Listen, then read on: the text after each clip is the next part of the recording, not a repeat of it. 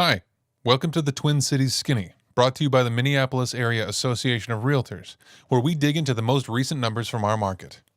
Those shopping for homes remain committed, though persistent undersupply issues could be holding some back.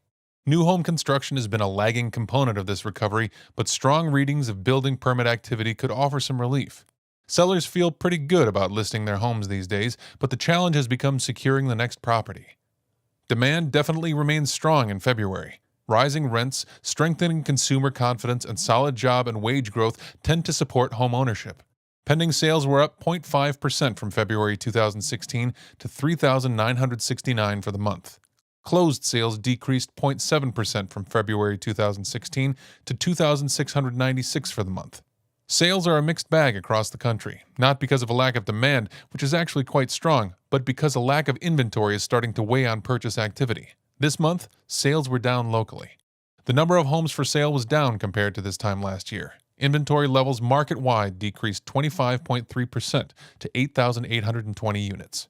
As we begin to look toward the next 6 months and the expected increase in buyer and seller activity, it would be good to start seeing a much-needed inventory increase.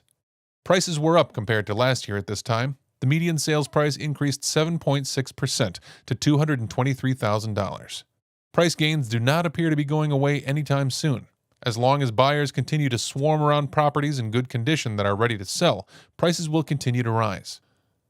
Month supply of inventory was down 28% to 1.8 months. Whenever it starts to seem like supply cannot go lower, it goes lower.